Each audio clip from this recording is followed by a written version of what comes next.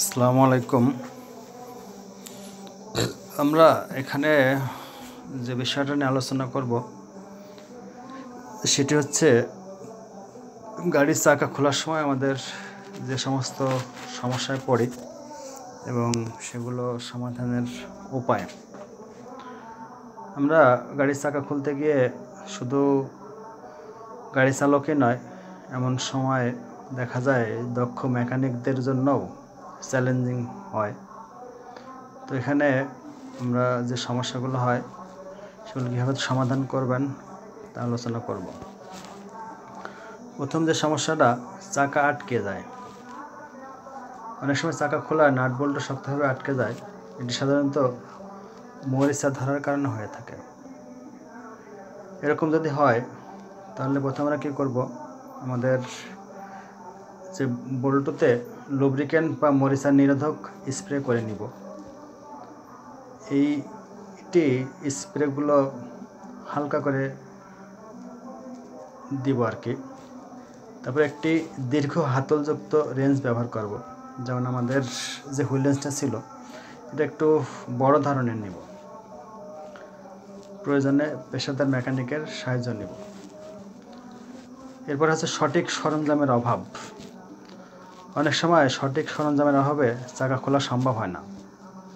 তাই চাকা খোলার আগে সর্বোচ্চ স্ট্যান্ডার্ড রেঞ্জ সেট এবং জ্যাক রাখাই ভালো এবং এগুলো নিয়ে কাজ শুরু করা উচিত। তারপরে যেটা হয়, জ্যাক স্থাপন করতে অসুবিধা। অনেক সময় গাড়িতে দেখা যাচ্ছে জ্যাক বসাতে গেলে সমস্যার সম্মুখীন হয়। এজন্য গাড়িটা সমতল এবং শক্ত স্থানে রাখতে হবে, যাতে উঁচু নিচু এবং ঢালু জায়গায় না রাখি সেখানে আমাদের জ্যাক করতে সমস্যা হবে। তারপরে নাট বল্টু অনেক সময় বেশি টাইট হওয়ার কারণে সেটি আটকে যায়, ঘুরতে চায় না। সেক্ষেত্রে আমরা লুব্রিকেন্ট বা স্প্রে ব্যবহার করব এবং আমাদের গাড়ির সাথে থাকা যে হ্যামার বা হাতুড়ি আছে এগুলো দিয়ে আলতো করে আস্তে আস্তে আঘাত করলে হয়তো বা এটা খোলার সম্ভাবনা থাকে। এরপরে চাকা খুলে যদি গাড়ি হেলে পড়ে তখন কি করা যায়? যদি চাকা হেলে পড়ে সেক্ষেত্রে যাতে আমাদের গাড়িটা অবশ্যই পার্কিং করার আগে পার্কিং ব্রেক আমাদের দিয়ে রাখতে হবে বা পার্কিং মোডে রাখতে হবে এবং নিরাপত্তা লক ব্যবহার করতে হবে। যেমন আমাদের স্ট্যান্ড করা যে গাড়ির সাথে যে আমরা জ্যাক করি, এই জ্যাককে আবার লক করে রাখার জন্য একটা স্ট্যান্ড, সুন্দর একটা স্ট্যান্ড করে রাখবো যাতে আমাদের হেলে পড়ার সম্ভাবনা না থাকে।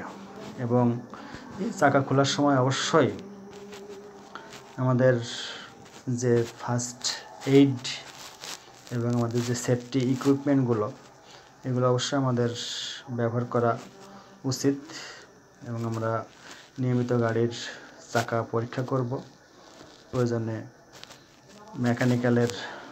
মেকানিকদের সহযোগিতা নেব আর কি। তো এই ছিল আমাদের কথা। আশা করি আমার কথাগুলো বুঝছেন। সবাই ভালো থাকবেন, সুস্থ থাকবেন। আসসালামু আলাইকুম ওয়া রাহমাতুল্লাহ।